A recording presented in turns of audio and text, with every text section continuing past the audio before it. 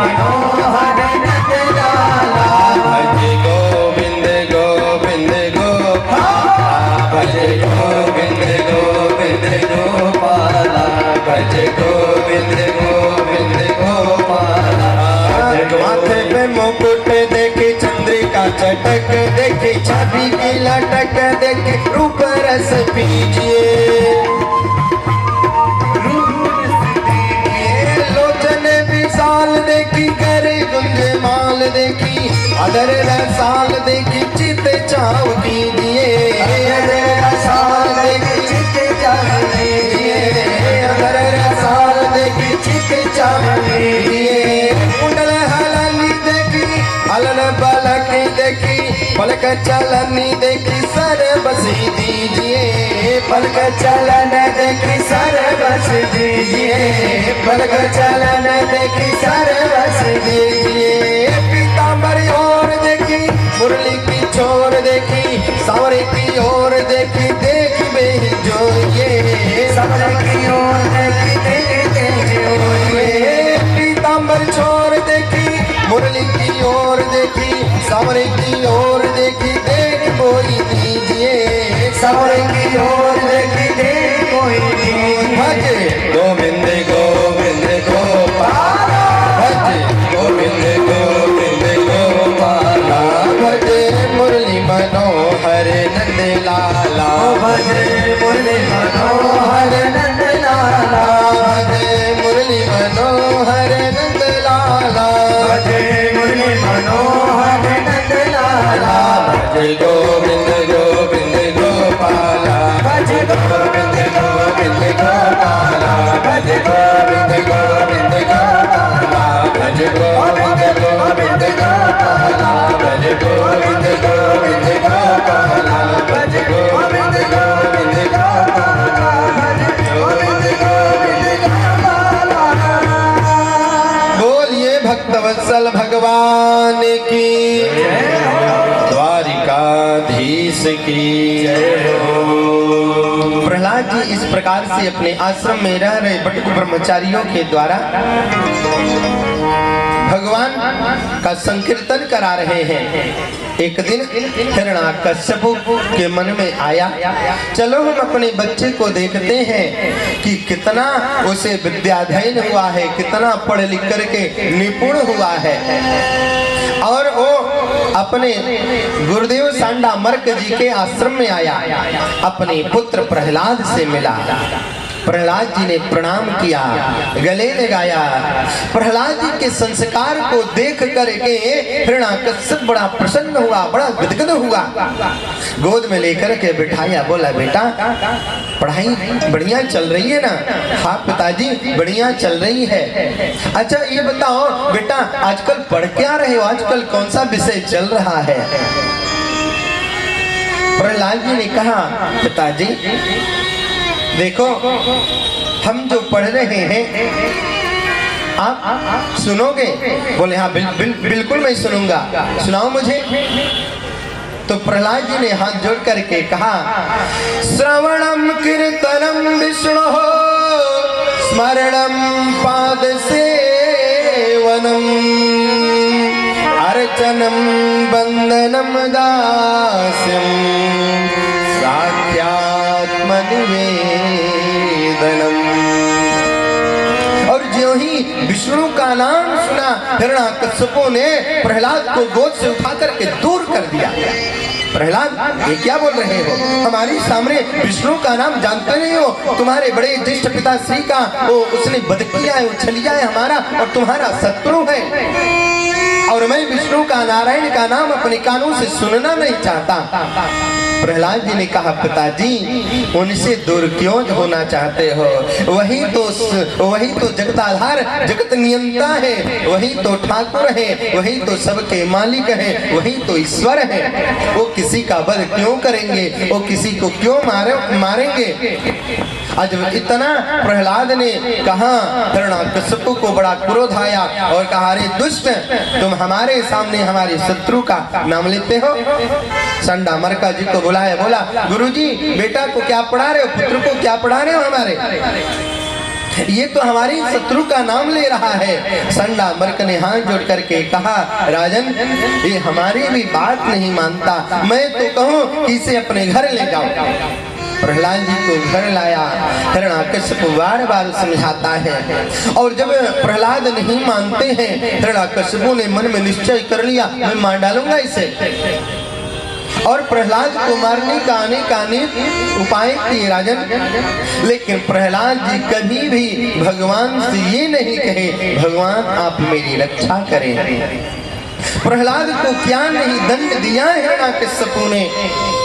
अग्नि में जलाने का कार्य किया, आज अग्नि में जला करके मार डालूंगा इसे। हिरण्याकश्यप की बहन थी धुंधली, और जब अग्नि जलाया गया उसकी बहन ने कहा कि भैया हिरण्याकश्यप, मैं इसे गोद में लेकर के बैठ जाऊंगी और ये जल करके राख हो जाएगा।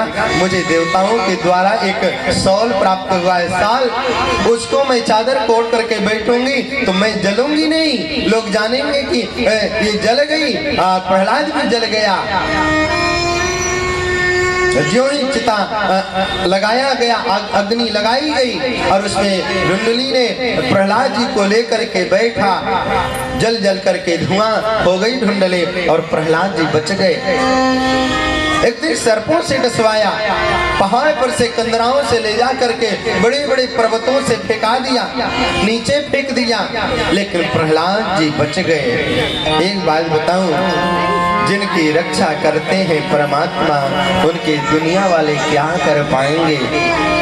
मारने वाले हैं भगवान, बचाने वाले हैं भगवान। मारने वाले हैं भगवान, बचाने वाले हैं भगवान। मारने वाले हैं भगवान, बचाने वाले हैं भगवान। मारने वाले हैं भगवान, बचाने वाले हैं भगवान।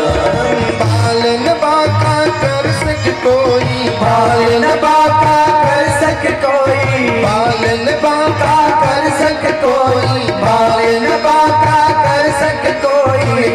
रक्षक कृपा निधान, मारने वाला है भगवान, बचाने वाला है भगवान। मारने वाला है भगवान, बचाने वाला है भगवान।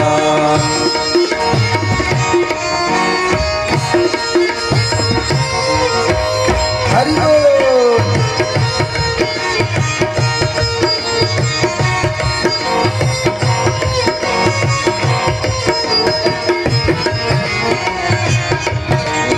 वाला है भगवान, खिलाने वाला है भगवान। मारने वाला है भगवान, बचाने वाला है भगवान। प्रहलाद जी हर जगह से बचते गए। जिनकी रक्षा कृपा निधान दीनानाथ करते हो, जिनकी रक्षा श्याम सुंदर मदन मोहन श्रीमन नारायण महाप्रभु करते हो, उनको ये दुनिया वाले क्या मार पाएंगे प्यारे। और जानते हुआ क्या, एक दिन सभा में बुलाया हिरण्याकश्यप ने प्रहलाद को, और प्रहलाद को बुला करके हिरण्याकश्यप ने कहा कि देखो, मैं आज तुमसे अंतिम बात कह रहा हूँ। आज मैं तुमसे अंतिम बात पूछना चाहता हूँ, आखिर तुम चाहते क्या हो?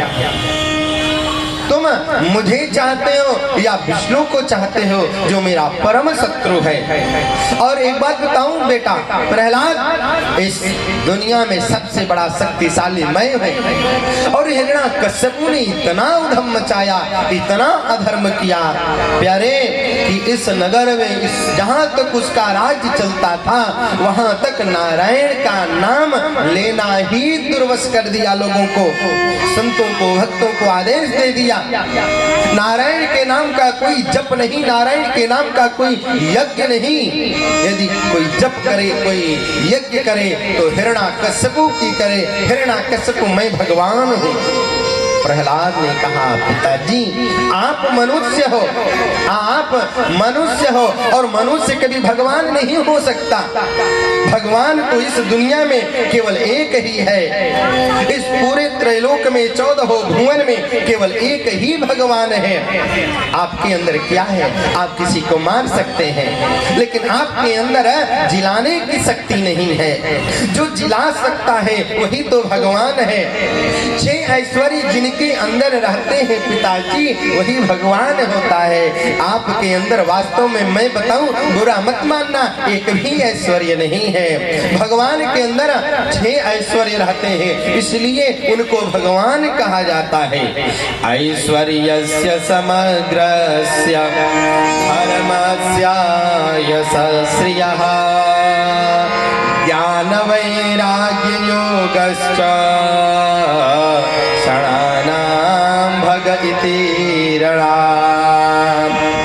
जिसके अंदर श्री हो, श्री मतलब लक्ष्मी हो, और लक्ष्मी केवल नारायण के पास ही रह सकती है, दूसरे व्यक्ति के पास लक्ष्मी रहने वाली नहीं है। ज्ञान हो, वैराग्य हो, योग हो, सब में सबका कल्याण करने का भाव हो, कभी किसी का दिल न दुखाता हो, ऐसे ये 6 गुण जिनके अंदर हैं वो भगवान है। मैं तो पिताजी कहता हूँ कि मन से, वाणी से और कर्म से 3 प्रकार से हम भगवान का भजन कर सकते हैं, मनसा, वाचा और कर्मणा। मन से भगवान का ध्यान करें, वाणी से भगवान के नाम का जप करें, जय जयकार करें, संकीर्तन करें, कथा करें, और कर्ण से भगवान के नाम को सुने, मनसा वाचा कर्मणा, हाथों से इन शरीर से भगवान की सेवा करें। हमारे भाष्यकार रामानुज स्वामी जी महाराज कहते हैं, कंकरिज लक्षण विलक्षण मोक्ष भाजो रामानुजो विजयते यतिराज राजः। एक बात बताऊं भक्तों, ज्ञान सबको नहीं हो सकता है, शास्त्रों में सबकी पहुंच नहीं हो सकती है, मंत्र सबको नहीं आ सकते हैं। तो हमारे मन में भाव होती है कि हमें भगवान नहीं मिलेंगे, परमात्मा की प्राप्ति नहीं होगी। कोई खेद की बात नहीं है, ज्ञान है तो बहुत बड़ी बात है, भगवान की कृपा है। और शास्त्रों में, श्लोकों में, मंत्रों में नहीं पकड़ है, घबराने की बात नहीं है। हमारे भाष्यकार रामानुज स्वामी ने एक सिद्धांत दिया है कि कंकरिज लक्षण विलक्षण मोक्ष भाजो रामानुजो विजयते यतिराज राजः। यतिराज स्वामी ने कहा, लेखन किया कि रामानुज स्वामी कहते हैं कंकर्ज करो, मन से तुम भगवान का ध्यान भी नहीं कर सकते हो, मन नहीं लगता, तो कंकर्ज करो। कंकर्ज मतलब कर्म, सेवा करो, अपने हाथों से सुंदर भोजन बनाओ। और भोजन, अच्छा हम लोग भोजन बनाते हैं, आजकल भोजन भी नहीं बनता। क्या बनता है? खाना बनता है। क्या बनता है? कहाँ बनता है? किचन में बनता है। कहाँ बनता है?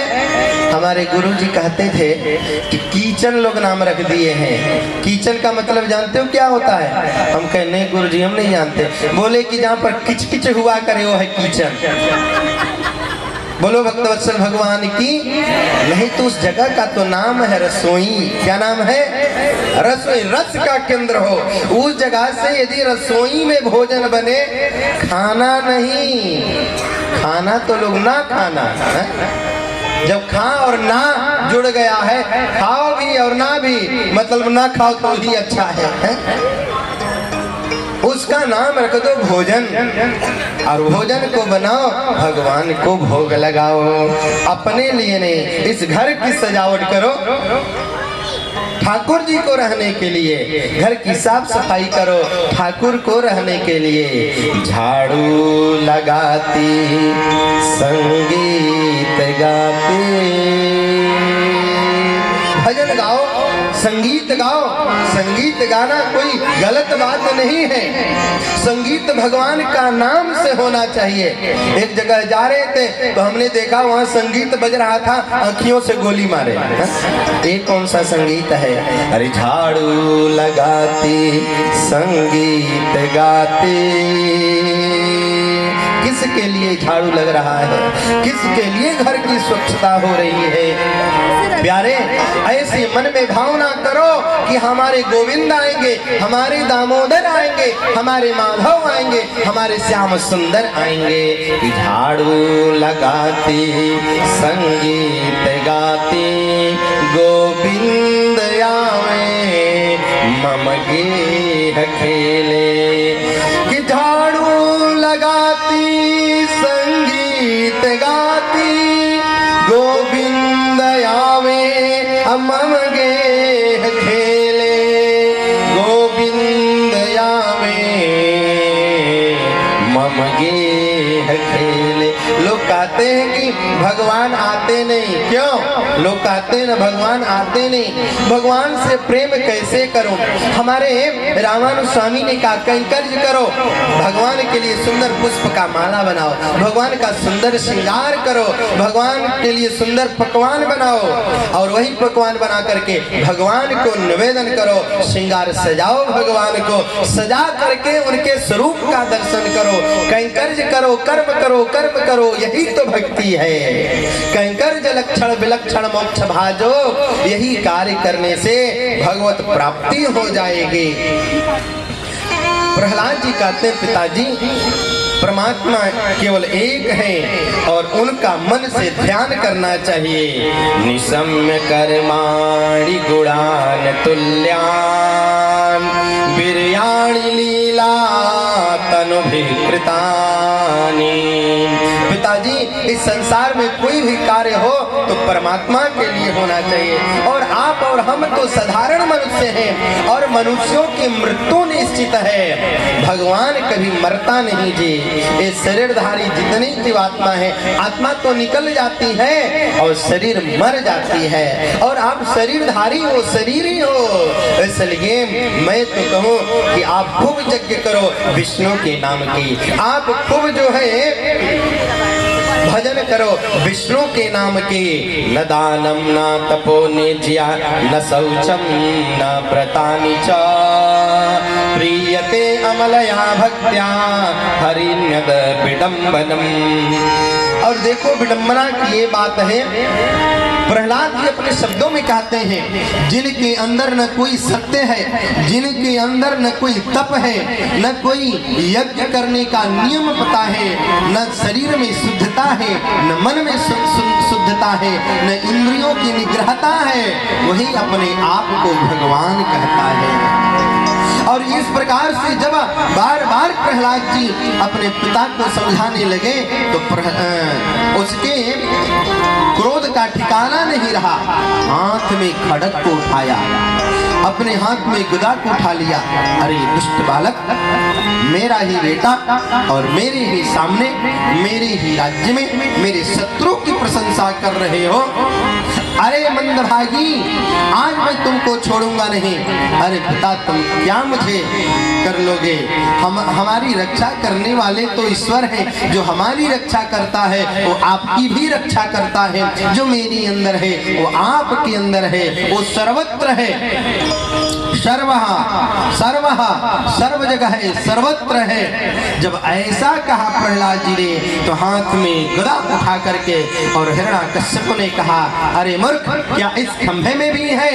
यस्त्वामंद भाग्योक्तो मंदन्यो जगदीश्वरः वासो यदि सर्वत्र कस्मात् न दृश्यते। यदि सर्वत्र है, हम में है, तुम में है, ऊपर है, नीचे है, तो इस खंभे में क्यों नहीं दिखाई दे रहा है? पिताजी इसमें देखो ना, हमें तो दिखाई दे रहे हैं, अब आपको नहीं दिखाई दे तो करूं क्या मैं?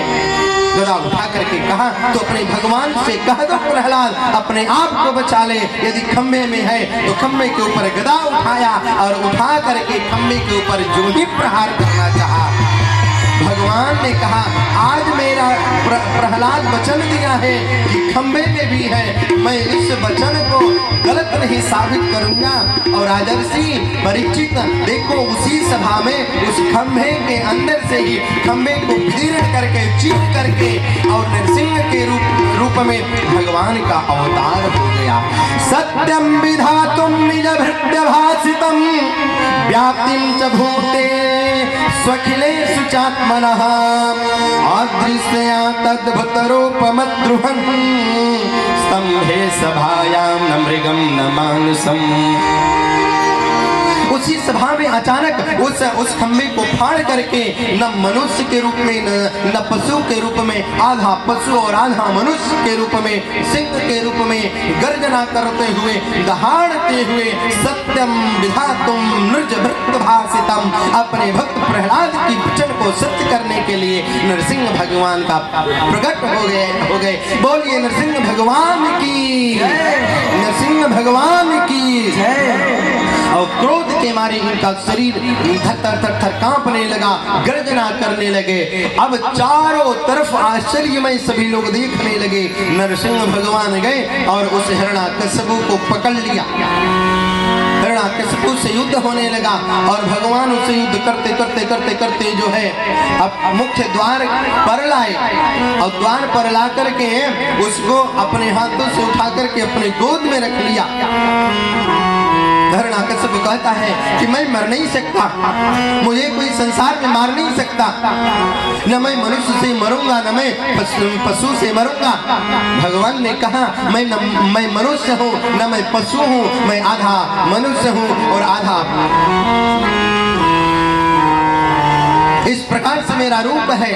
न मुझे कोई अस्त्र मार सकता है, न कोई शस्त्र से मार सकता है, न मेरे हाथ में अस्त्र है न मेरे हाथ में शस्त्र है। मैं 12 महीने में किसी भी महीना में नहीं मर सकता। भगवान ने कहा ये देख लो जो संसार में 12 महीने हैं ये कोई 12 महीने नहीं है। और उसी दिन भगवान ने एक दूसरा महीना बना दिया, मलमास लगा दिया। मलमास लगता है ना, तो हिरण्याकश्यपु का वध भगवान ने मलमास में किया है। 28 नक्षत्र होते हैं, 28 नक्षत्रों में मैं किसी नक्षत्र में नहीं मरूंगा। भगवान ने अभिजीत नक्षत्र बना दिया, मैं इस अभिजीत नक्षत्र में तुम्हें मार रहा हूँ। न मैं दिन में मरूंगा न मैं रात में मरूंगा, न दिन है न रात है, मध्याह्न काल है, न ऊपर मरूंगा न नीचे मरूंगा। भगवान ने कहा इसीलिए तो मैंने तुमको न पृथ्वी पर रखा न आकाश में रखा, अपने गोद में रखा है और अपनी इस नाखूनों से मैं तुम्हारा उदर विदर्ण करके मार डालूंगा। और भगवान उसके उदर को विदर्ण करके सीताराम कर दिया। बोलिए भक्तवत्सल भगवान की। प्रहलाद जी सामने देख रहे हैं, भगवान खड़े हैं। इस सभा में चारों तरफ से सभी लोग भगवान की स्तुति करने लगे, वंदन करने लगे। देवता लोग पुष्पों की वृष्टि करने लगे, जय जयकार करने लगे। और देखो जी इस सभा में सब देवता लोग आए, भगवान शंकर आए, ब्रह्मा आए, सब लोग आए, इंद्र आए, चंद्रमा आए, सूर्य आए, अग्नि आए, वरुण आए। और ऐसा रूप कभी तक किसी ने भगवान को देखा नहीं था। इतने क्रोधित हैं सारे देवताओं ने लक्ष्मी को आगे करके वहां पर आए। और एक बात बताऊं, माता लक्ष्मी ने भी जब अपने पति के नरसिंह रूप को देखा ये भी डर के मारे कांपने लगी, नजदीक नहीं गई। माता लक्ष्मी ने कहा आज तक मैं ऐसा इनका विकराल क्रोधित रूप नहीं देखा हूँ। और भगवान इतने क्रोधित थे कि देखो इस पिता दुष्ट हिरण्याकश्यपु को इसने अपने बच्चे को ही मारने का सारा कार्य करता था, मार डालता था। हमने इसको बचाया नहीं तो ये बचता कहाँ। भगवान इस बात से क्रोधित थे कि अपने बच्चे को भी कोई दुष्ट नहीं छोड़ता, मारने का उपाय करता है। लक्ष्मी मैया ने प्रहलाद को गोद में लिया, आगे किया, बोला बेटा आगे चलो आगे चलो। और प्रहलाद को देख करके नरसिंह भगवान खड़े होकर के और दोनों हाथों से गोद में ले लिया। सिंहासन पर बैठे अपने गोद में लेकर के प्रहलाद छोटा सा बच्चा है, 6-7 वर्ष का बच्चा। और आप लोगों ने देखा है जब गौ माता सवत्सा होती है, बछड़े को जन्म देती है, तो गौ माता अपनी जिह्वा से अपने उस बछड़े को अपने जिह्वा से उसकी गंदगी को साफ करती है, चाट करके। उसी प्रकार से नरसिंह भगवान ने खूब प्रेम से अपने मुख को लगा करके जिह्वा से मुख से प्रहलाद के शरीर का चुम्बन किया, स्पर्श किया। देवता लोग खूब जय जय जय जयकार करे, पुष्पों की वृष्टि कर रहे हैं। नरसिंह भगवान ने प्रहलाद से पूछा, बेटा तुम्हारे जीवन में बहुत कठिनाइयां आई, तुमको बहुत सताया गया और तुमने कभी मुझसे कहा नहीं है कि प्रभु मुझे बचाओ। प्रहलाद ने हाथ जोड़ करके कहा, प्रभु हम आपसे क्या कहें बचाने को? अरे कहा तो उससे जाता है जो न जानता हो, और आप तो अपने भक्तों की वैसे रक्षा करते हैं जिमि राखई बालक महतारिया। जानते हो जी भगवान अपने भक्तों की रक्षा कैसे करते हैं? जिमि राखई बालक महतारी, अपने गोद में बच्चे को जिस प्रकार से मां रखती है उस प्रकार से भगवान रखते हैं। मैं आपसे क्या कहूँ, वरदान मांगो बेटा। प्रहलाद से बार बार भगवान नरसिंह कहते हैं। नरसिंह भगवान ने कहा तो प्रहलाद जी ने कहा, आपसे वरदान मैं कुछ नहीं मांगूंगा। भगवान के बार बार कहने पर प्रहलाद ने हाथ जोड़ करके क्या गजब का वरदान मांगा है। सुखदेव मुनि कहते हैं, राजन आज तक ऐसा वरदान इस दुनिया में किसी ने नहीं मांगा। यदि राशीस में कामान वरास्तम वरदर्शभ कामना हृदय संगृह्यं भवतास्तु वृणेवरम। हे प्रभु, मेरे मन में यदि कोई भी वस्तु मांगने की कामना होती है तो उस कामना को ही आप समाप्त कर दो, उस कामना को ही आप आने न दो। भगवान ने कहा, बेटा प्रहलाद वास्तव में तुम बहुत बड़े भक्त हो, सोचो किसी प्रकार की इच्छा ही न हो, इच्छा को ही समाप्त कर दो। ऐसा वरदान कौन मांग सकता है? प्रहलाद ही मांग सकता है। राजन भगवान ने कहा कुछ दूसरा वरदान मांगो। प्रभु आप वास्तव में वरदान देना चाहते हो तो हमारे पिताजी आपके विरोधी थे, वो अधर्मी थे, पापी थे। मैं आपसे निवेदन करूं भगवान मेरे पिता को अपना निज लोक दो। और इतना सुना भगवान की आंखों में झरझरा अश्रु बहने लगे। धन्य हो पुत्र प्रहलाद, जिस घर में तुम्हारे जैसा महाभागवत का जन्म हुआ हो, जिसके घर में भक्त का जन्म होता है उसके पिता को कहीं नरक थोड़े मिल सकता है। एक बात बताऊं, जिसके घर में कोई भक्त हो जाता है भगवान का, कोई महात्मा हो जाता है भगवान का, कोई संत हो जाता है तो उसके 6 पीढ़ी पीछे की 6 पीढ़ी आगे के सब तर जाती है बेटा। और देखो तुम्हारे पिता हिरण्यकशिपु मेरे धाम में विराजमान है। और वरदान मांगो ना, और वरदान मांगो बेटा। प्रहलाद भगवान से कहने पर प्रहलाद जी ने कहा अपनी भक्ति दिया जाए, अपनी भक्ति दिया जाए। और ऐसा कह करके भगवान ने आशीर्वाद दिया, हम तो आपके भजन करेंगे। और कहते प्रहलाद जी हम तुम्हारे थे भगवान और हम तुम्हारे ही रहे।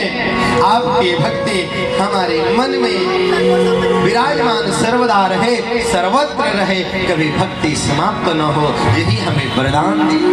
तुम हमारे थे प्रभु जी, तुम हमारे हो, तुम हमारे ही रहोगे ओ मेरे प्रियतम। तुम हमारे थे प्रभु, तुम हमारे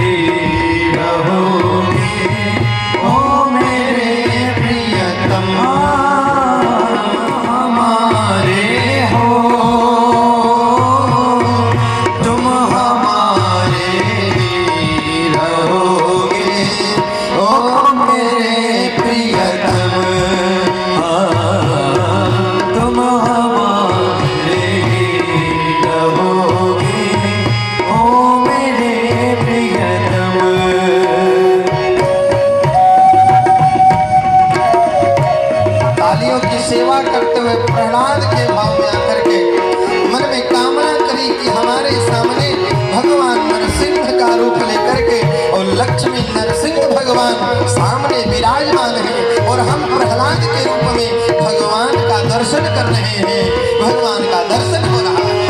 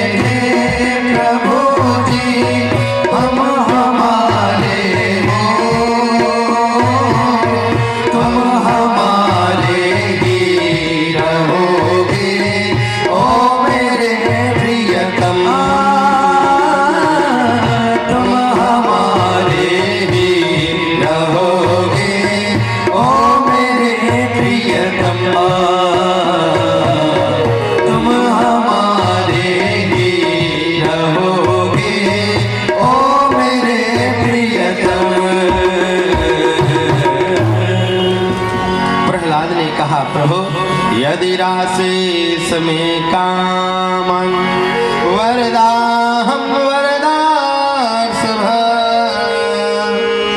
हे प्रभु, मेरी मन की कामना यदि कुछ मांगने की इच्छा होती है तो वही इच्छा ही समाप्त कर दिया है।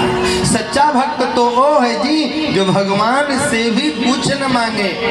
अच्छा, हम अपने आप को भगवान का प्रेमी कहते हैं ना, भगवान का भक्त कहते हैं और भगवान से बहुत कुछ मांगते, मांगना भी चाहिए। मांगना भी चाहिए। दो प्रकार की भक्ति होती है, एक सकाम भक्ति और एक निष्काम भक्ति। लेकिन सकाम भक्ति भी जो करो अपने लिए करो तो उतना परिश्रम कर दिया करो। भजन करते हैं केवल एक माला और भगवान से मांगते हैं कि मेरा घर भर जाए। भगवान को भी लोग धोखा देने का प्रयास करते हैं। एक पैसे की अगरबत्ती जलाई और जला करके धूप को जला करके कहते हैं सुख संपत्ति घर आवे। सुख भी आ जाए, संपत्ति आ जाए, कष्ट मिटे तन का, सारा चीज कट जाए। ये तो हमारा उनके साथ धोखा न हो गया जी। फिर हम भक्त कहाँ बने? हम तो लेबर हैं, जितना परिश्रम किए उससे भी ज्यादा मांग रहे हैं। अरे किसी दुकान पे जाओ 50 रुपया लेकर के और 50 रुपये का कहा जाए कि शक्कर दो तो शक्कर कितना मिलेगा? उतना ही नहीं मिलेगा, दुकानदार ज्यादा थोड़े देगा। तो परमात्मा से यदि हम मांग लेंगे कि हमें ये चीज दो तो उतना ही मिलेगा। लेकिन भगवान से कह दो ठाकुर जो चाहिए आपको वो दो तो वो जब देगा तो छप्पर फाड़ करके देगा, इतना देगा कि जगह नहीं रहेगा रखने को। ये मेरे गोविंद की भक्ति है, कृपा है। एक भक्त थे, नाम था रामदास महात्मा थे। भगवान ने कहा मांगो मांगो रामदास, बहुत भजन करते हो, एक ऐसे वृक्ष के नीचे सो जाते हो, तो झोपड़ी बना लो, आश्रम बना लो। रामदास जी ने कहा बाबा कुटिया बनाऊंगा, आश्रम बनाऊंगा तो फंस जाऊंगा, आपका भजन नहीं हो पाएगा। अरे इतना भजन करते हो, कुछ तो रहने का ठिकाना चाहिए। बोले रहने का ठिकाना क्या, आपके नाम लेने की, आपका भजन करने का हमें ठिकाना मिल जाए, यही तो चाहिए। नहीं कुछ मांग लो। तो रामदास महाप्रभु ने क्या गजब का वरदान मांगा। हे प्रभु यदि मैं आपसे मांगू, मैं आपसे कुछ मांगू तो आप उसको बदले में हमें देंगे तो मैं तो आपका मजदूर कहलाऊंगा। घर मांगने की इच्छा हुई पर न देना तुम मुझे,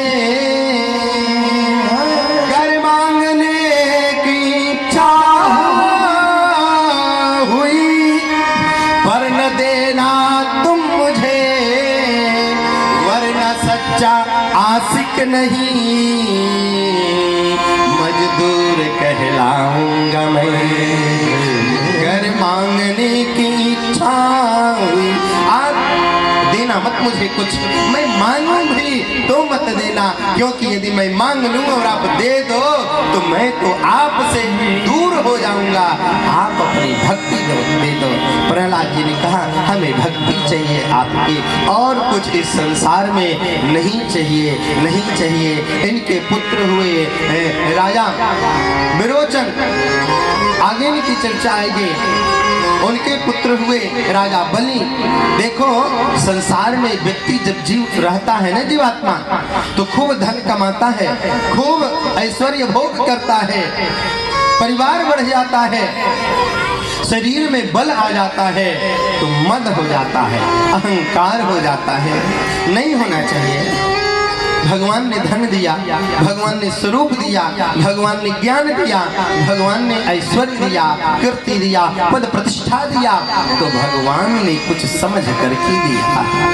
और उस जगह पहुंच करके यदि किसी से हम द्वेष करते हैं, हम किसी से ईर्ष्या करते हैं, हम किसी से चोरी करते हैं, झूठ बोलते हैं, तो फिर तो ये अच्छी बात नहीं है जी। फिर भगवान जो दिए हैं ना, वो धीरे धीरे धीरे धीरे लेना शुरू कर देता है। हाँ?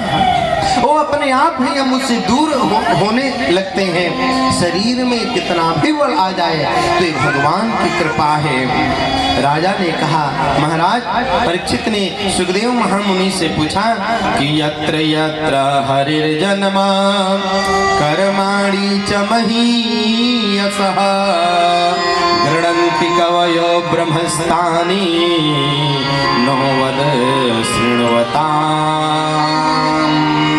भगवान अनेक अनेक रूप धारण कर लेते हैं। ये तो भगवान की कितनी कृपालुता है। सोचो, भगवान कहते हैं कि हमें बुला करके तो देखो, मैं न आ जाऊं तो कहना। भगवान 56 प्रकार के भोग भी पाते हैं और एक खिचड़ी भी पाते हैं, साग भी पा लेते हैं, जल भी पा लेते हैं, मिश्री भी पा लेते हैं। लोग कहते हैं कि भगवान आते नहीं, द्रौपदी की तरह कोई बुलाते नहीं।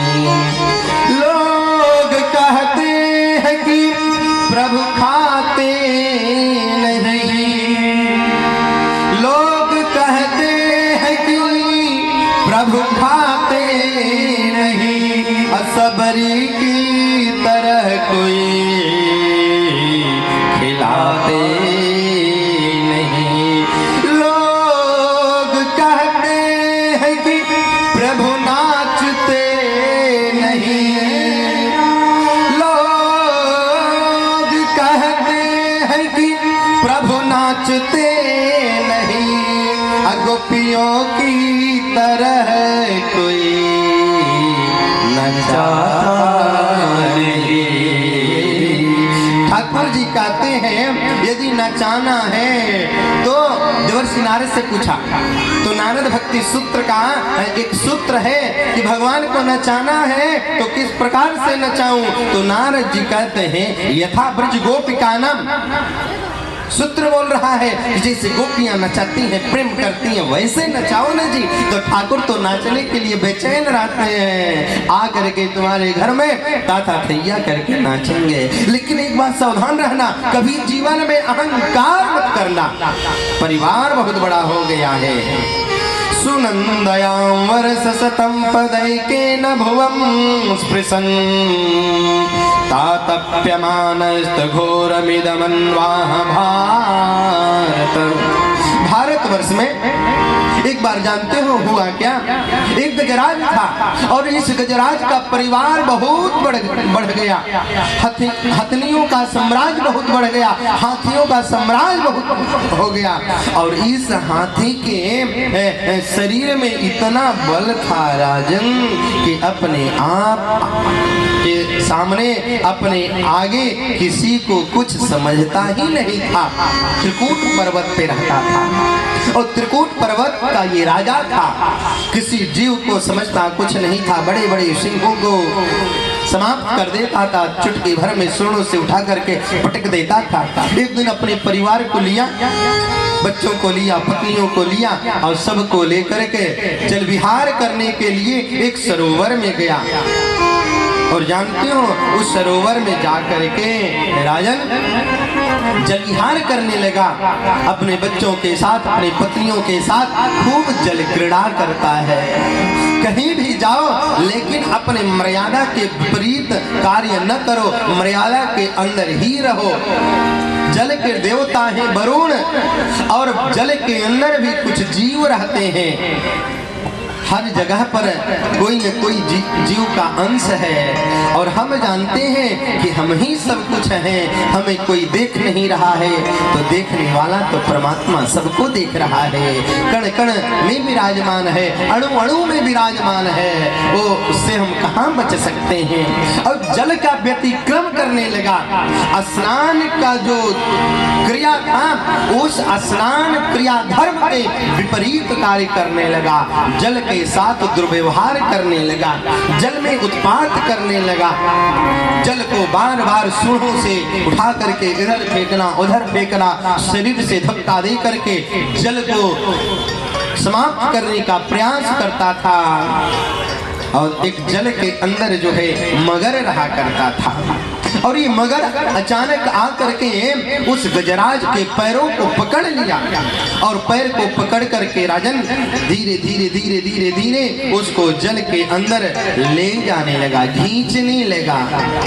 जल के जो जीव होते हैं ना बड़ा बलशाली होते हैं। सबके अपने अपने बल का स्थान होता है। जो नभचर है उसका नभ में बल बढ़ता है, जो थलचर है उसके थल पर रहने पर बल बढ़ता है, जो जलचर है वो जल में रहता है तो बलशाली हो जाता है, जो रात्रिचर है और रात्रि में जब शिकार करने निकलता है तो बलशाली होता है, जो दिनचर है दिन में निकलता है तो शिकार करने में बलशाली हो जाता है, उसका बल शरीर में दोगुना चौगुना खूब बढ़ जाता है। तो मगर जो है जल में उसका बहुत बल बढ़ जाता है और गज के पैर को पकड़ा और लेकर के जल के अंदर प्रवेश करने लगा। गजराज ने कहा बचाओ बचाओ बचाओ। बच्चे भागने लगे, पत्नियां भागने लगी, सबको लगा कि अब हमारे पति नहीं बचेंगे, हमारे पिता नहीं बचेंगे, तो मैं करूं क्या। गजराज ने कहा बेटा मुझे छोड़ो मत, मैं जल के अंदर डूब करके मर जाऊंगा। पत्नियों तुम्हारे लिए हमने क्या नहीं किया, तुम्हारे लिए हमने संपूर्ण जगहों से तुम्हारी व्यवस्था के लिए हमने धन लाया, व्यवस्था किया, साथ क्यों छोड़ रही हो।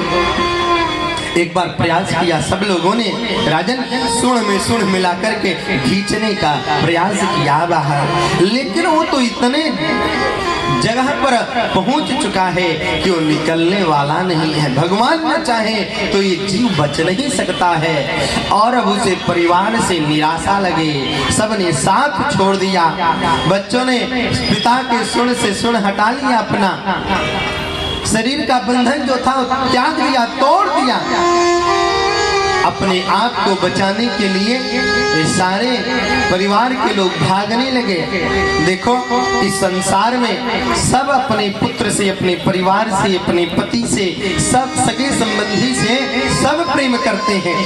कोई नहीं चाहता कि मेरे परिवार में किसी प्रकार का अनिष्ट हो।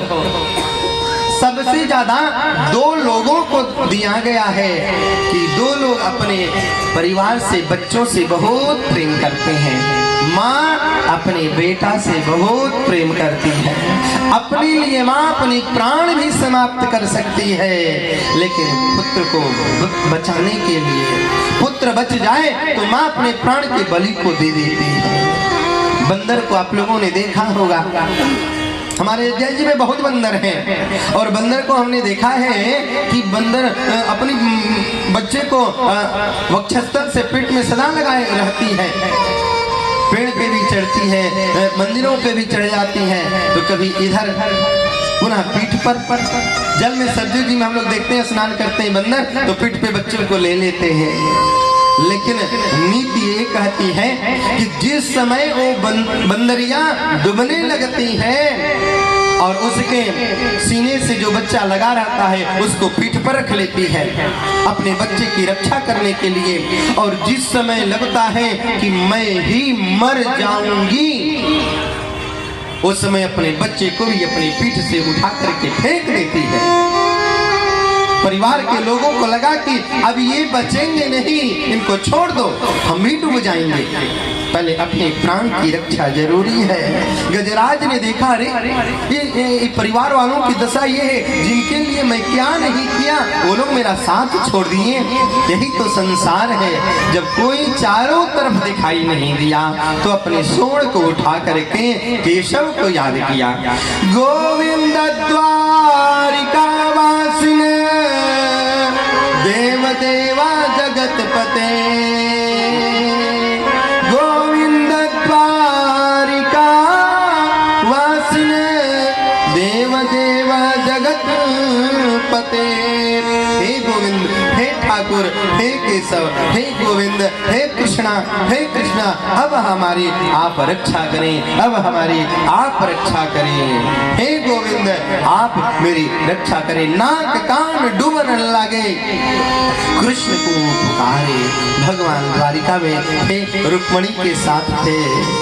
और देखो जी भगवान जब द्वारिका से निकलते हैं ना तो या तो रथ पे निकलते हैं बैठ करके, या तो गरुड़ पर बैठ करके निकलते हैं। लेकिन आज भगवान ने अचानक ये शब्द देखा कि हमारा भक्त मुझे कोई बुला रहा है, तो न रथ की प्रतीक्षा किया न गरुड़ की प्रतीक्षा किया और गरुड़ को छोड़ करके ही दौड़ पड़े गजराज को बचाने के लिए। और वहां पर जाते तो देखते हैं कि गज को ग्राह पकड़ लिया है। भगवान ने दोनों के ऊपर कृपा की और गजराज को बचाया, ग्रह का उद्धार किया। ये देखो, ये गज कोई और नहीं है, ये गज हमारा और आपका मन ही है। ये माया जो है सरोवर है, माया जो है ना ये सरोवर है, और उसी माया रूपी सरोवर में मेरा मन रूपी गजराज फंस जाता है। और इन इंद्रियां ही हमारे पत्नी है और पुत्र है, बेटा है और बेटी है। इंद्रियों के वशीभूत हो जाते हैं तो होता क्या है, हम इनके ही चक्कर में लगे रहते हैं। और अंत समय में क्या होता है, भोक्ता अनुभुक्ता वयमेव भुक्ता। ये इंद्रियां जो है अपनी स्वाद लेते लेते लेते लेते लेते जो है इस शरीर को जो है जीर्ण बना देती हैं, रुग्ण बना देती हैं, कोई काम नहीं आता। अंत में यदि कोई काम आता है तो परमात्मा ही काम आता है, परमात्मा का नाम ही काम आता है। राजन, भगवान ने गज और ग्राह का दोनों का उद्धार किया। गज भगवान का जो है सायुज्य मुक्ति प्राप्त करता है और प्राप्त करने के बाद वैकुंठ के लोक में जाता है। राजन, भगवान की कथा में इतनी दिव्य शक्ति है, भगवान के नाम में इतनी शक्ति है।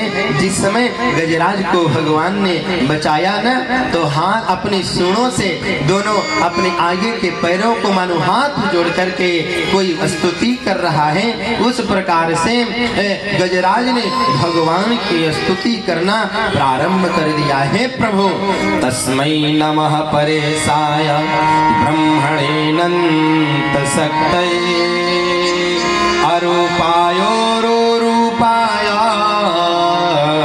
नमः आश्चर्य कर्मणे। ये आश्चर्य नहीं तो और क्या है प्रभु, मुझे तो बड़ा विश्वास था अपने परिवार के ऊपर।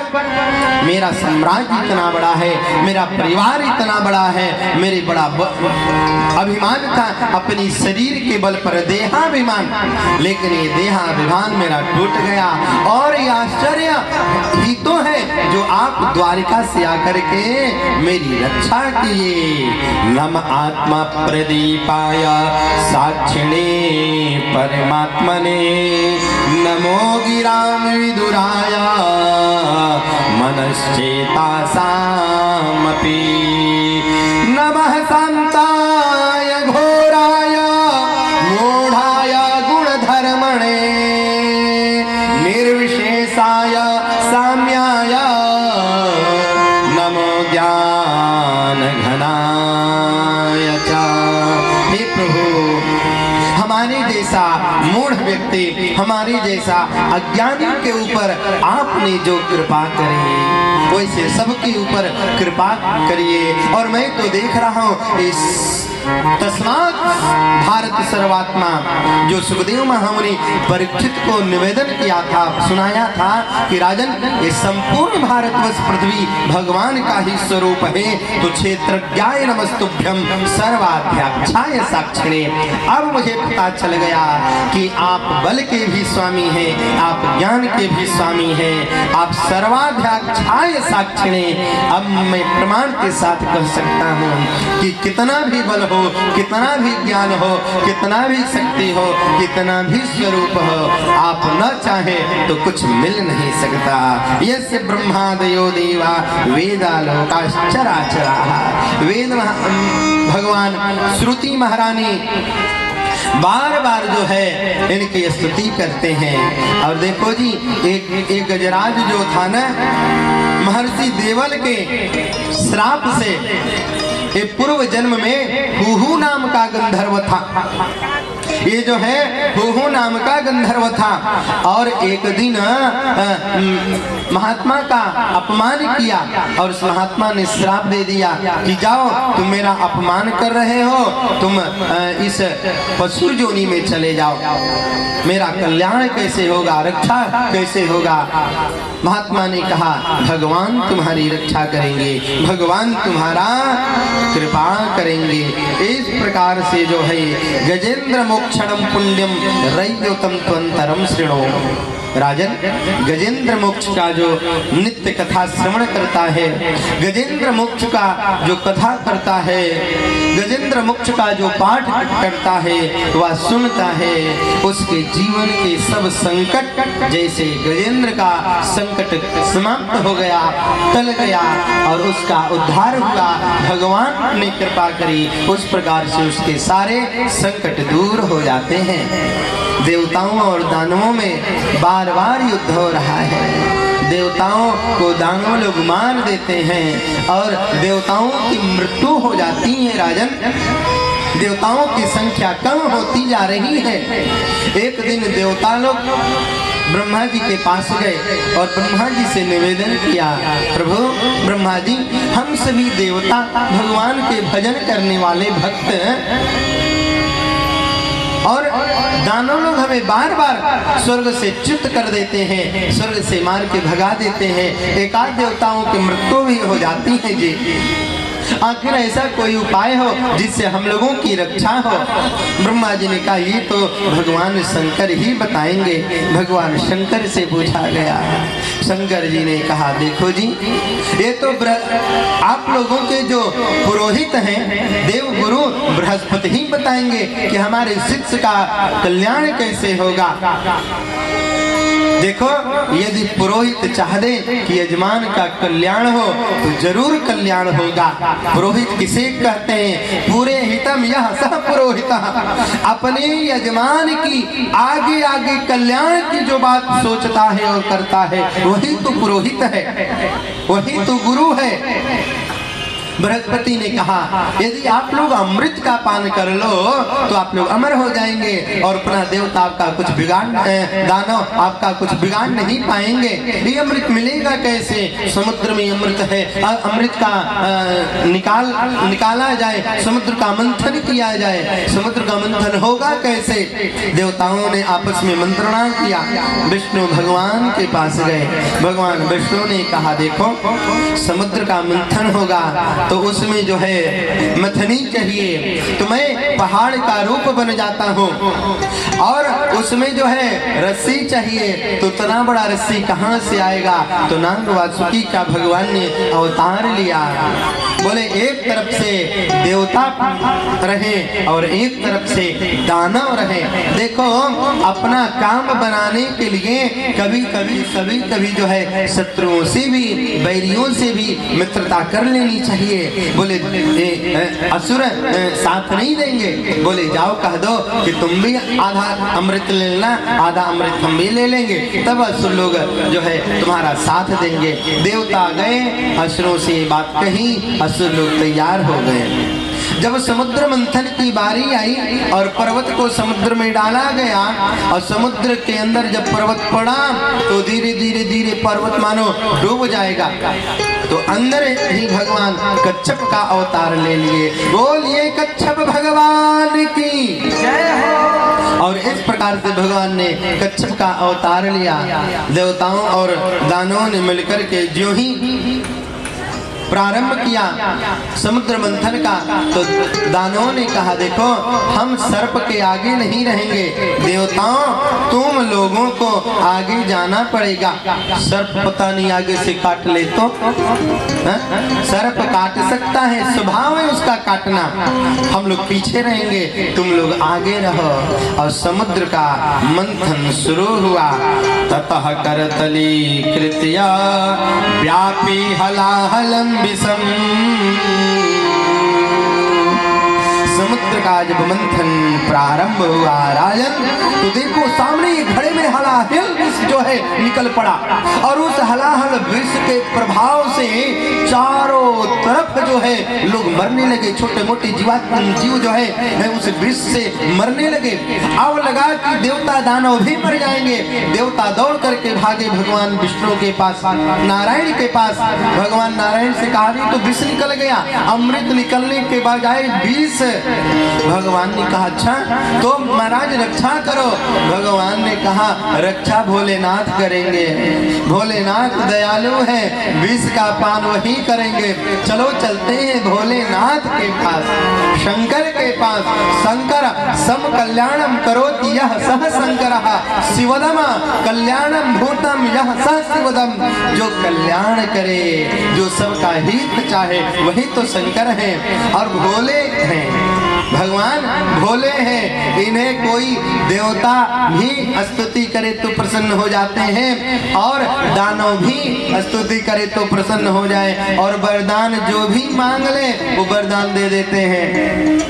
वो जो है वरदान देते हैं। कोई इनको जलाने वाला ही कपट के द्वारा वरदान मांग ले तो दे देते हैं। ये कभी नहीं सोचते हैं कि इसमें मेरा हानि है कि मेरा फायदा है। इसलिए तो इनका नाम भोलेनाथ है। देवता गए भगवान के पास, शंकर के पास। भगवान शंकर से कहा हलाहल विष निकला है। तो बोले मैं क्या करूं, अमृत जो पिएगा वही विष भी पिएगा।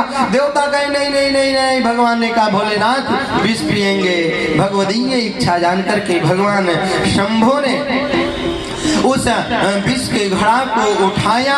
अवक्षयन् महादेवः अकृपया भूत भावनः तस्यापि दर्शयामास स्ववीर्यं जलकल्मषः। उस विष के घड़े को लिया और राम उच्चारण करके विष को पी करके और माँ करके उसको दाब दिया। रकार और मकार के बीच में अपने कंठ पर ही उस विष को रख दिया। और उस विष के प्रभाव से यच्चकार गले नीलम तथा सर्वथोर विभूषणम तप्यंत लोकतापेन साधवः प्रायसो जनाः।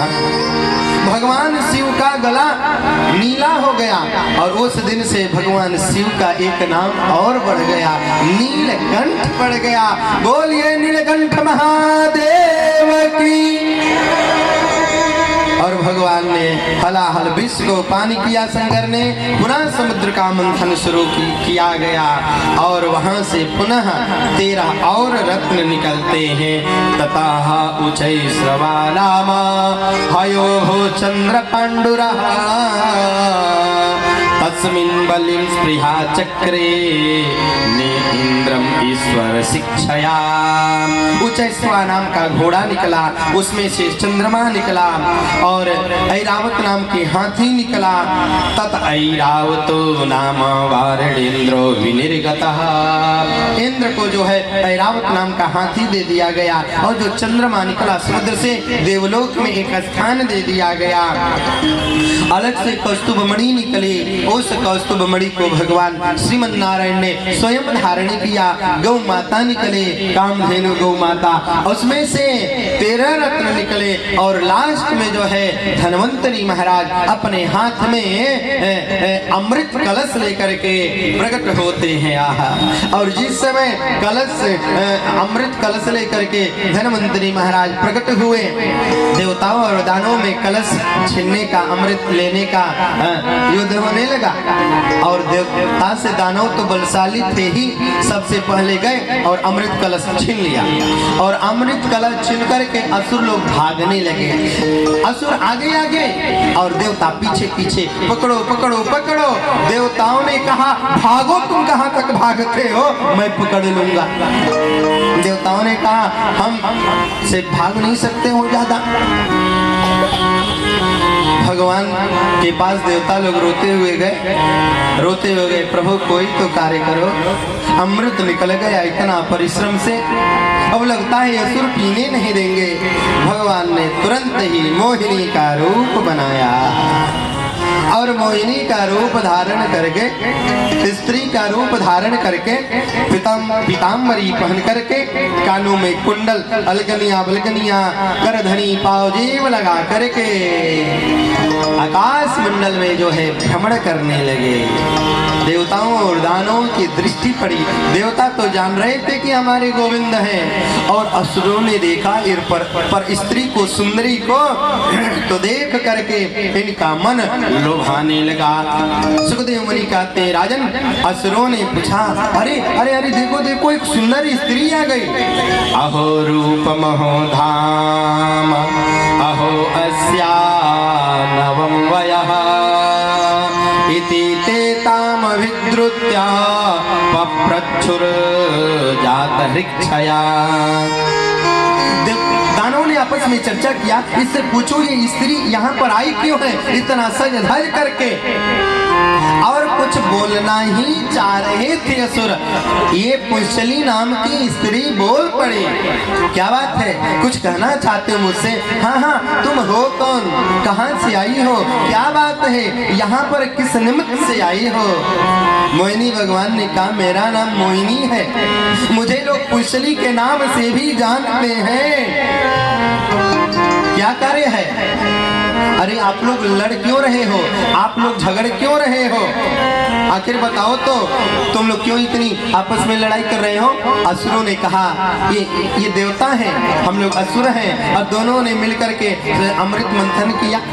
और देखो देवता लोग कपटी होते हैं, ये लोग कह रहे हैं कि अमृत मैं पहले पीऊंगा, मैं कह रहा हूँ पहले पान मैं करूंगा। देवताओं के ऊपर कोई भरोसा नहीं है, तो देवता कहते, तुम्हारे ऊपर क्या भरोसा है? पुंसली नाम के स्त्री मोहिनी भगवान ने कहा, एक बात मैं कहूँ? असुरों ने कहा, हाँ हाँ, मेरी बात मानोगे? बिल्कुल मानूंगा, हमारे हाथ से दोनों लोग पी लो ना, मैं पान कराऊंगी। असुरों को तो ये मन की बात जच गई, और देवता तो यही चाहते थे राजन। लेकिन भगवान ने कहा, मोहिनी भगवान ने कहा, असुरों सावधान, किसी पर स्त्री पर विश्वास नहीं करना चाहिए, किसी पर स्त्री पर कभी भी अपना होने का दावा क्यों न करे, उसके ऊपर नीति कहती है कभी विश्वास मत करो, ज्ञानी कभी विश्वास नहीं करते हैं। कथम कश्यपा दयादाः कौसल्यामयि संगता, विश्वासं पंडितं जातु कामिनीषु नयाति। स्त्रियों के ऊपर कभी विश्वास मत करो, कब धोखा दे दे पर स्त्री। असुरों ने कहा, आप धोखा नहीं दोगी। भगवान ने एक बार मुस्कुरा करके अपने तिरछी भौहें करके सबको देखा, असुरों को मोहित कर लिया, और देवता तो यही चाह रहे थे। और देखो राजन, हुआ क्या, तस्याम नरेंद्रस्या, एक तरफ देवताओं की लाइन, एक तरफ असुरों की लाइन, और भगवान मोहिनी सरकार ने लेकर के कलश, अमृत कलश, इधर देवताओं को अमृत कलश पान करा रहे हैं, और इधर उसको बदल करके मदिरा, इधर असुरों को जो जैसा है उसको, देवताओं को अमृत और असुरों को मदिरा का पान करा रहे हैं। बगल में एक राहु नाम का जो है असुर था, दैत्य था, उसने देख लिया, अरे हमारी साथ छल हो रहा है, और वो दैत्य आकर के सूर्य और चंद्रमा के बीच में बैठ गया, देव रूप धारण करके। और भगवान ने जब देवताओं को अमृत दे रहे थे, उस असुर के भी हाथ में अमृत आया, और अमृत जब आया ना, तो जल्दी से जो है उस अमृत को लेकर के वो दैत्य चाटने लगा, पान करने लगा। और भगवान ने जब अमृत उसके हाथ में दिया, सूर्य चंद्र की दृष्टि पड़ी, और उसको पान करते हुए सूर्य और चंद्रमा कहने लगे, अनर्थ हो गया। भगवान ने कहा, हुआ क्या? अरे देवता नहीं है, ये तो दानव है। बोले कैसे? बोले देखो, इसे अमृत का पान करने से ही लग रहा है कि हम हमारे में से नहीं है, ये कोई दूसरा है। और तुरंत वहां पर हाहाकार हो गया। भगवान अपने रूप में आए और सुदर्शन चक्र धारण करके उसका वध कर दिया। अमृत का तो पान कर चुका था, मरा नहीं, दो भाग में हो गया। देवासुर संग्राम वहां भी हुआ, पुनः युद्ध को शांत किया गया, और उन दोनों व्यक्तियों को राहु और केतु के नाम से जाना गया। और नवग्रहों के स्थान में उनको स्थान दिया गया। पहले 7 ग्रह थे और जब से ये राहु और केतु हुए 2 ग्रहों का पूज्य स्थान दिया, अमर हो चुके थे। कहते देखो इस प्रकार से देवताओं को अमृत पान करने पर पुष्टि मिल गई। 14 रत्नों की उसमें से प्राप्ति हुई थी और उसी में से श्री जी का प्रादुर्भाव हुआ था, लक्ष्मी जी का। और लक्ष्मी को भगवान विष्णु ने वर्ण कर लिया था। और इस प्रकार से सुंदर जो है समुद्र मंथन की कथा को सुनाते हैं राजर्षि परीक्षित को। और देखो जी, जो प्रहलाद थे ना, प्रहलाद के पुत्र हुए विरोचन, विरोचन के पुत्र हुए राजा बलि। ये भी अपने प्रबावा के जैसे, पितामह के जैसे परम भक्त थे भगवान के। इनके पुरोहित थे शुक्राचार्य। और शुक्राचार्य अपने यजमान के सुंदर भगवत प्राप्ति कराने के लिए, उसके मनवांछित प्राप्ति कराने के लिए अनेकानेक अनुष्ठान, अनेकानेक कार्य, पूजन इत्यादि करवाते थे।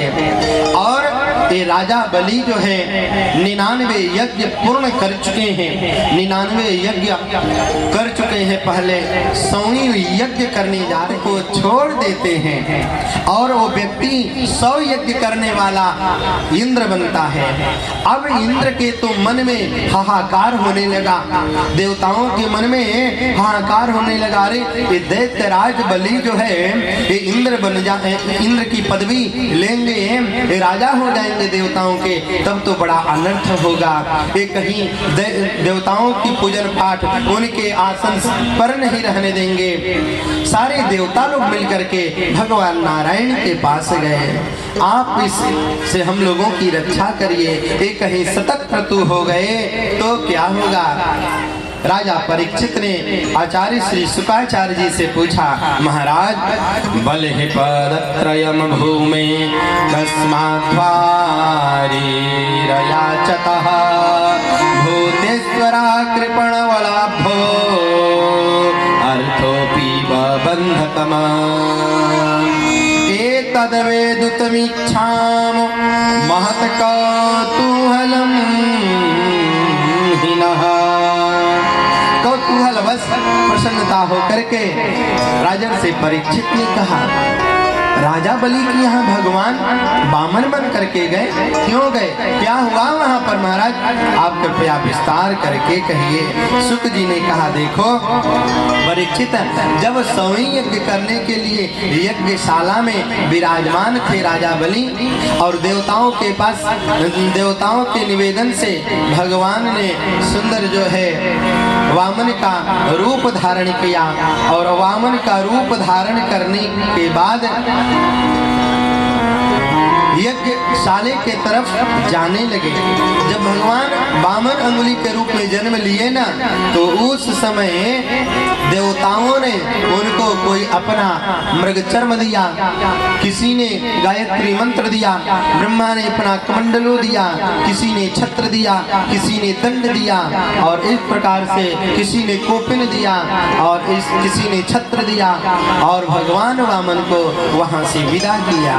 भगवान यज्ञशाले के तरफ आ रहे हैं, छोटा सा वामन अंगुली का एक बालक है और शरीर पर कोई वस्त्र नहीं है, शरीर पर केवल कोपिन वस्त्र धारण किए हुए हैं, एक हाथ में कमंडल और कांच में जो है अपने बांह से भुजाओं से अपना आसन दबाए हुए हैं, हाथ में कमंडलू है और एक हाथ से छतरी लिए हुए हैं, यज्ञोपवीत पहने हुए हैं, मस्तक पर त्रिपुंड धारण किए हुए हैं और सुंदर सांवला सलोना ये बालक जो है राजा बलि के यज्ञशाले के तरफ आ रहा है।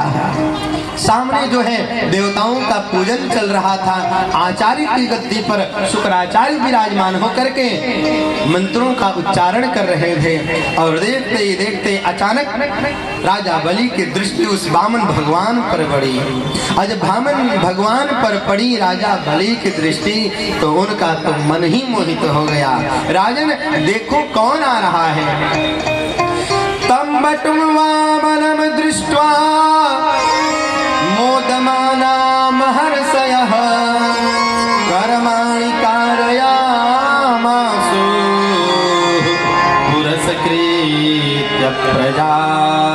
सतीम। वामन भगवान को देख करके राजा बलि का मन हिलोर मारने लगा। ये भक्ति रूपी समुद्र में इनका मन जो है डूबने लगा, ओत प्रोत होने लगा। अब इधर मंत्र बोल रहे हैं शुक्राचार्य, लेकिन इधर ध्यान नहीं है। ध्यान तो उधर यज्ञशाले के बाहर वामन भगवान के ऊपर है। आहा मौज्या में खलयावीतम उपवीता जिनोतरम जटिलम वामनम विप्रम मया माणवकम हरिम। देख रहे हैं सुंदर जो है मोज का जो है मेखला धारण किए हैं और यज्ञ पवित्र पहने हुए हैं, शरीर पर कोपिन है और मंद मंद मुस्कान कर रहे हैं। मेरे यज्ञशाले के तरफ आ रहे हैं। ओहो, जिस यज्ञ नारायण की मैं पूजन कर रहा हूँ वही यज्ञ नारायण मानो प्रकट हो गए हैं।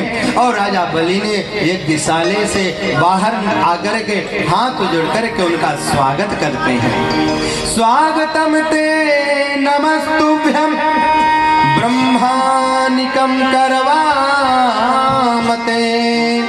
ब्रह्मर्षीणां तपः साक्षात् मन्ये त्वयार्य वपुरधरम। हाथ जोड़ करके राजा बलि कहते हैं, प्रभु आप कौन हो?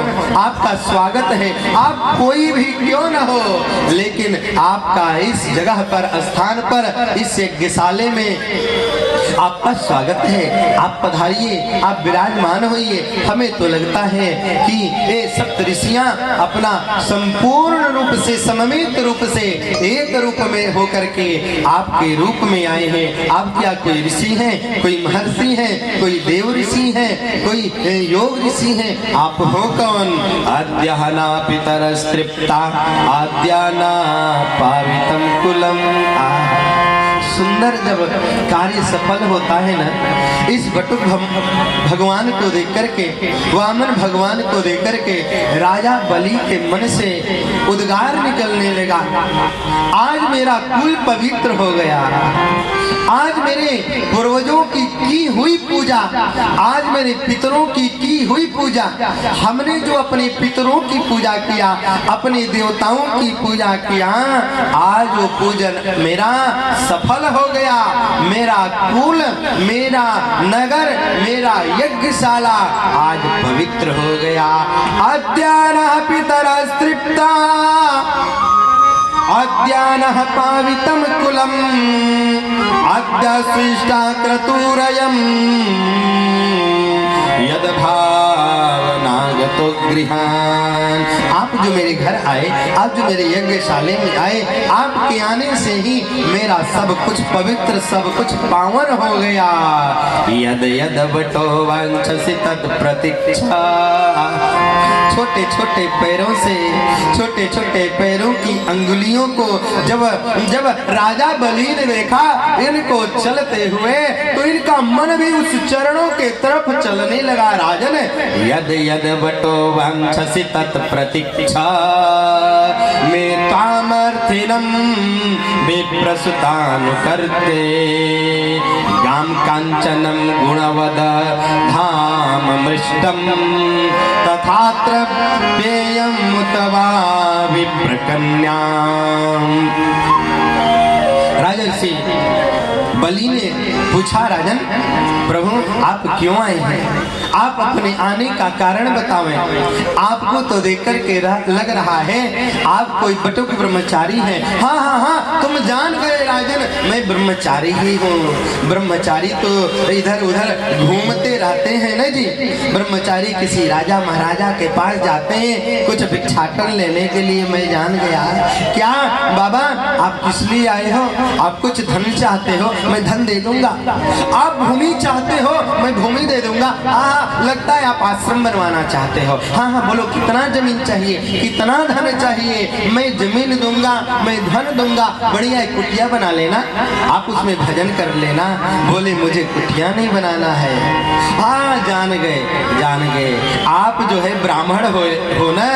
वाह विप्र कन्या, हमारे राज्य में ब्राह्मणी कन्या बहुत सुंदर सुंदर है। है उसके साथ आप विवाह करना चाहते हो, मैं विवाह करवा दूंगा, कोई घबराने की बात नहीं है। वह विप्र कन्या, भगवान ने कहा मैं विवाह भी नहीं करूंगा। 52 अंगुल के शरीर से कौन कन्या विवाह करेगी? तब क्या चाहते हो? धन चाहिए नहीं, दौलत चाहिए नहीं, कन्या चाहिए नहीं, आश्रम चाहिए नहीं, तो क्या चाहिए? भगवान ने कहा जो मुझे चाहिए राजन दोगे? आज तक मेरे द्वार से कोई खाली नहीं गया है, ऐसा क्यों बोलते हो? मांगो तो सही। राजन मैं ब्राह्मण हूँ और मैं आपसे त्रिवाचा लेना चाहता हूँ। यदि आप त्रिवचन दे दोगे तो अपने वचन से पीछे नहीं हटोगे। राजा बलि मनी मन मुस्कान करने लगे। शुक्राचार्य सुन रहे थे, आकर के खड़े हो गए। अरे बेटा, अरे बलि कर क्या रहे हो? ये जानते हो कौन है? महाराज ये कोई ऋषि कुमार लग रहे। अरे कोई ऋषि कोई देवता नहीं, ये ऋषियों के ऋषि, महर्षियों के महर्षि, देवताओं के देवता, ये सबके त्रिलोकी के नाथ ये नारायण है। बोले तो क्या हुआ? अरे तुमको छल लेंगे, इनके स्वभाव को नहीं जानते हो। बोले छल लेंगे तो दुनिया में लोग कहेंगे कि किसी ने छला तो बलि को छला। अरे तुमसे जो मांग रहे हैं ना, तुम्हारे पास कुछ बचेगा नहीं। बोले नहीं बचेगा तो क्या हुआ? लोग कहेंगे कि आज तक लोग भगवान से मांगते थे, लेकिन भगवान ने राजा बलि से मांगा और राजा बलि ने सर्वस्व दे दिया भगवान को। भगवान ने कहा राजन हाथ में जल लो, हाथ में जल लो, अक्षत लो, संकल्प मैं बोल रहा हूँ। और शुक्राचार्य को लगा कि अभी राजा बलि मानेगा नहीं, तो भगवान के ही कमंडलू में जाकर के एक रूप से, सूक्ष्म रूप से, जो टोटी का स्थान रहता उसके अंदर बैठ गए। जल गिरा रहे थे, टोटी से जल गिर नहीं रहा था। भगवान जान गए शुक्राचार्य बैठे। भगवान ने अपने कुशा के आसन से, चटाई से निकाला एक कुशा का खर और निकाल करके तिनके से छेद दिया। कहे शुक्राचार्य तुम भेद दृष्टि करते हो, और एकाक्ष बना दिया। एक दृष्टि से सबको देखो। शुक्राचार्य भक्त वहां से भगते हैं और भगवान ने संकल्प किया राजन हमें जो चाहिए वो दो। बोले क्या चाहिए? बोलो तो सही। तस्मा तत्व तो मही विशद व्रीडो हम सता पदानि त्रीणि दैतेन्द्र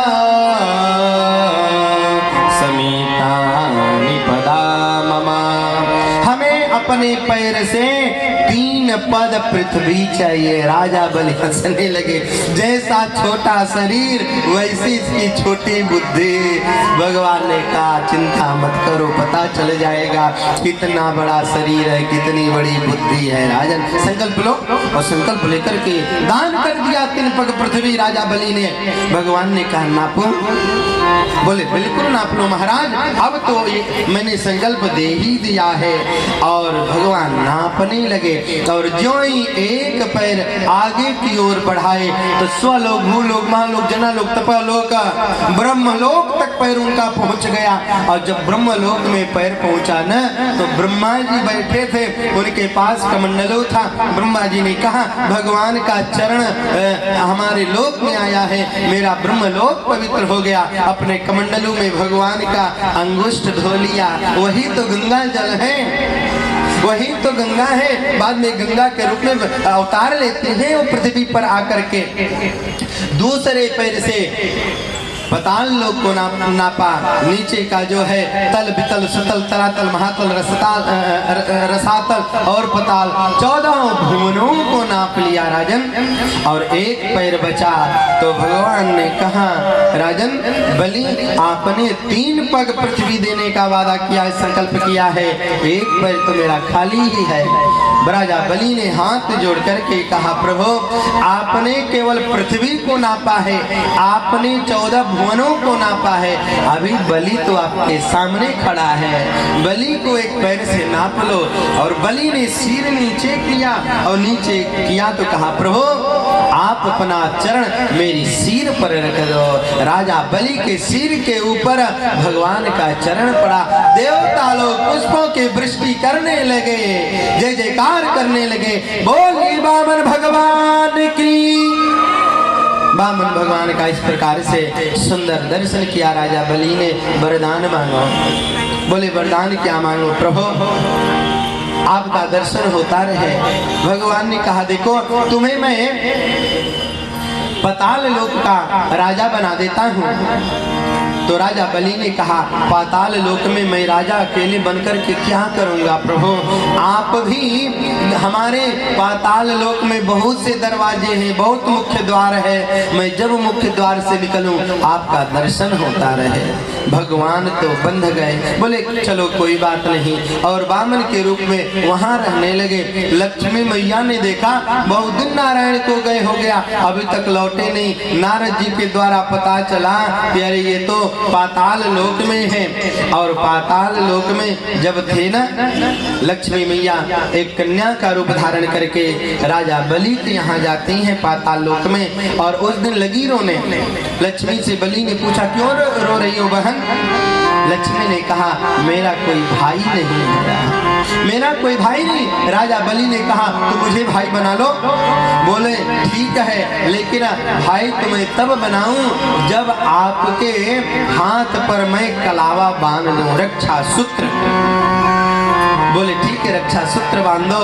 और स्वयं राजा बलि ने मंत्र पढ़ा, न बंधो बलि राजा दानवेंद्रो महाबल तेन त्वां प्रतिबदनामि रक्षे माचल माचल। लक्ष्मी जी ने कहा देखो मैं रक्षा सूत्र बांध रही हूँ अपने भाई बलि के हाथ में, रक्षे माचल माचल, आप रक्षा करिए रक्षा करिए रक्षा करिए। अरे बहन क्या रक्षा करना, क्या बात है, किस बात की दिक्कत है, कमी है।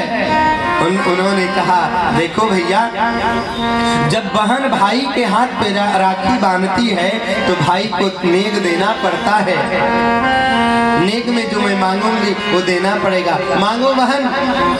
तो लक्ष्मी ने कहा जो तुम्हारा द्वारपाल है ना वो मुझे दे दो। घबरा गए राजा बलि, एक द्वारपाल लेकर क्या करोगी। लक्ष्मी अपने रूप में आई, कहती हैं यही तो मेरे स्वामी हैं, कई दिनों से वैकुंठ को लेकर के छोड़ करके यहाँ आए हैं। राजा बलि के प्रेम को देकर के भगवान एक रूप में यहाँ रहते हैं और एक रूप से पुनः अपने नारायण को रूप धारण करके लक्ष्मी के साथ वैकुंठ प्रवेश करते हैं। बोलिए भक्तवत्सल भगवान की जय हो। इस प्रकार से सुंदर राजा परीक्षित को महात्मा सुखदेव मुनि ने इनको सुंदर कथा सुनाया। और कथा सुना करके कहते हैं देखो यज्ञ करो, यज्ञ करने से भगवान की प्राप्ति होती है।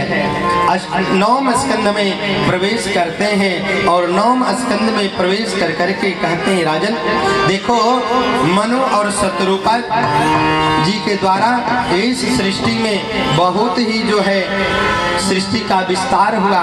ब्रह्मा जी के द्वारा अनेक सृष्टि का विस्तार हुआ और उसी में जो है अवतारक क्रम हुआ।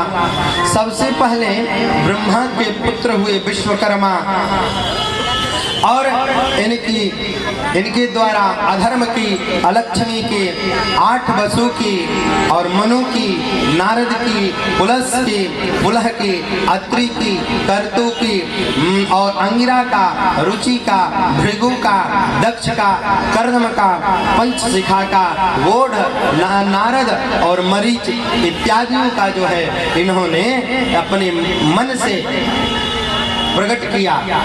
और मरीच के ही आगे चलकर के परंपरा में विवस्वान का जो है जन्म हुआ और उसी परिवार में सूर्य वंश में ही महाराज खटवांग थे जो द्वितीय स्कंद में राजन से परीक्षित को खटवांग का चरित्र सुनाए थे। खटवांगा दीर्घ बाहुश्च रघुस्तस्मात् पृथा स्रवाः